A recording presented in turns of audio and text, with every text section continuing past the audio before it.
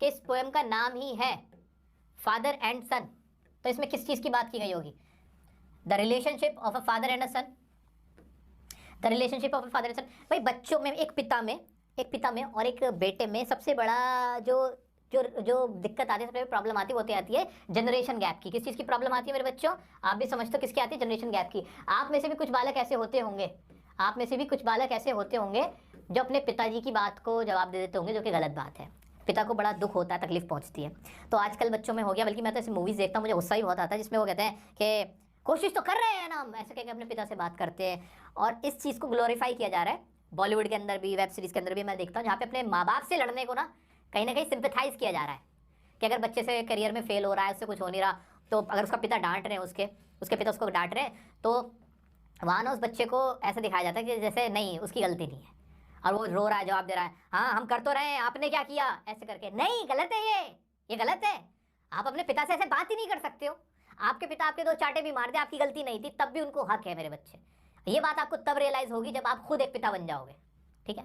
तो ये चीज़ हमेशा माइंड में रखनी है। आज मुझसे वादा करो, पढ़ाई तो कर ही रहे हैं हम लोग, नंबर भी बहुत अच्छे ले आओगे, लेकिन माँ बाप की दुआएं साथ होंगी ना तो ज़्यादा अच्छे नंबर आएंगे, ये याद रखना। आज मुझसे वादा करो, अपने पिता से कभी भी ना ऊंची आवाज़ में बात नहीं करोगे। और ये बात हमें किसने बताई? इस पोयम ने बताई है। मैं यहाँ खड़े होकर ना कोई भी फजूल की बात नहीं करता हूँ।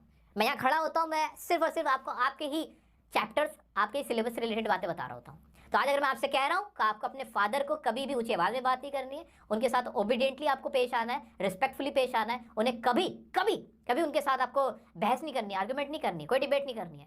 पापा का मतलब है कि वो रिस्पेक्ट ना डिजर्व करते हैं, because he is your father. उनकी अपनी आदत है, कुछ भी हो हमें हक नहीं, हम प्यार से बहुत अदब से ऐसे पेश आकर हाथ जोड़ के उनके सामने अपनी कोई बात रख सकते हैं, बस इससे ज़्यादा हम नहीं कुछ कर सकते, because he is our father. वादा करते हो अपने पिता से, अपने फादर से ऐसे पेश आओगे? चलो जी। मुझे उम्मीद है मेरे सभी बच्चे, और मैं एक बात बताऊँ, इस चीज़ का फल भी मिलेगा। आज मुझे ऐसा लगता है मैं जहाँ भी हूँ, जो भी हूँ, अपने पापा की वजह से हूँ, क्योंकि मेरे पापा को मैंने कभी चाह के भी, even I can not think of disrespecting him. In fact I can not think of disrespecting my parents. मैं सोच भी नहीं सकता हूँ, I can't think about it. So वो चीज़ मैंने की है, मैं चाहता हूँ आप लोग भी फॉलो करें उस चीज़ को। आ जाइए, चलिए। देखो, एक टीचर का काम होता है, एक मेंटोर का काम होता है, गाइड का काम होता है आपको अच्छी बातों की तरफ प्रेरित करना। वही मैं करता रहता हूँ।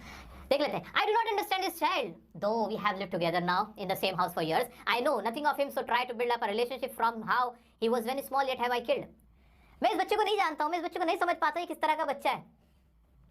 हाँ, हम एक साथ रहे हैं, बहुत सालों तक साथ रहे हैं, मैं उसके बारे में कुछ नहीं समझ पाता हूँ वो क्या चाहता है।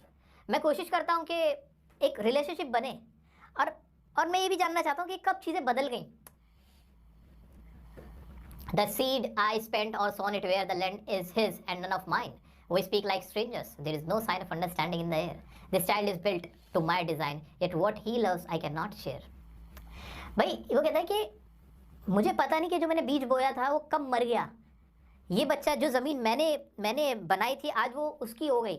आज हम स्ट्रेंजर्स की तरह बात करते हैं, हमारे बीच कोई अंडरस्टैंडिंग नहीं है बच्चे के। और एक पिता कह रहा है अपने बच्चे से, अपने बच्चे के बारे में कह रहा है, ये बच्चा मेरी तरह बना था, इसकी शक्ल सूरत मेरे से मिलती थी, लेकिन उसे क्या पसंद है वो मैं आपको बता ही नहीं सकता, क्योंकि मुझे मालूम ही नहीं है, या फिर वो मेरे हिसाब की नहीं है। Silence surrounds us. I would have him prodigal, returning to his father's house, the home he knew, rather than see him make and move his world. I would forgive him too, shaping from sorrow a new love.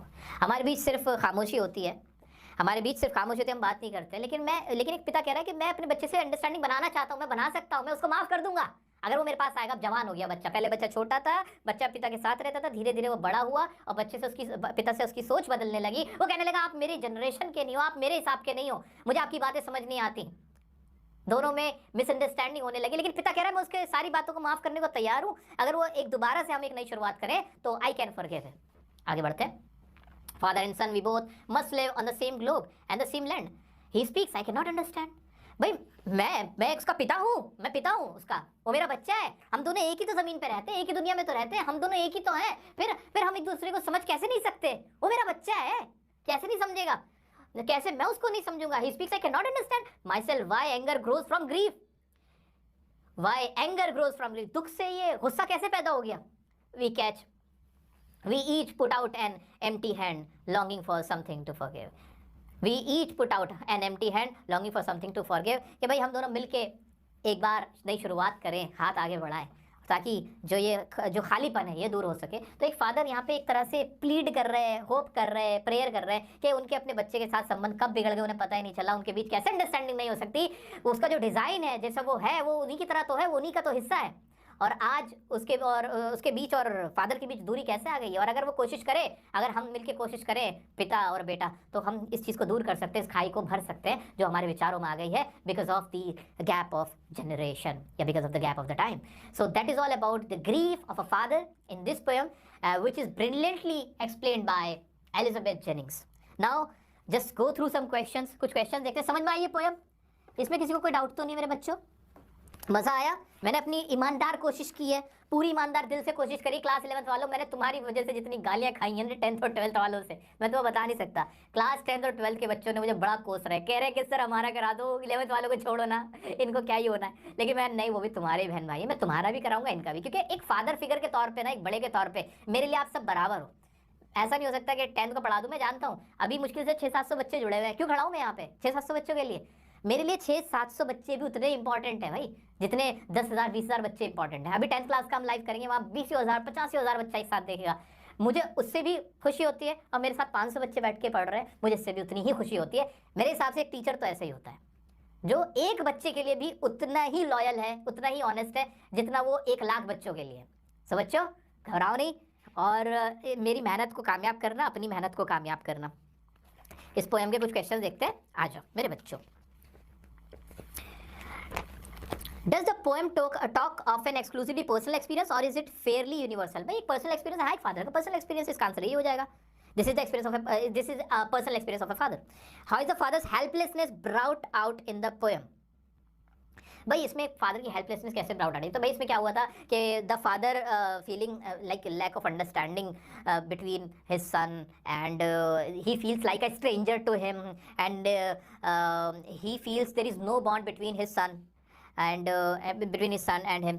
सो इस तरह के question इसका आप explain कर दोगे। There is no understanding between two of them.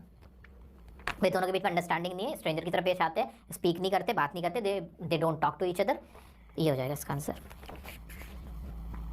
अगर इसमें question पूछ ले identify the phrases and lines that indicate distance between father and son, कि पिता और बेटे के बीच में दूरी है, इस बात की अगर आपको इसमें से लाइन निकालनी हो तो निकाल नहीं सकते। वी स्पीक लाइक स्ट्रेंजर्स और साइलेंस अराउंडर्स, है ना, इस तरह से।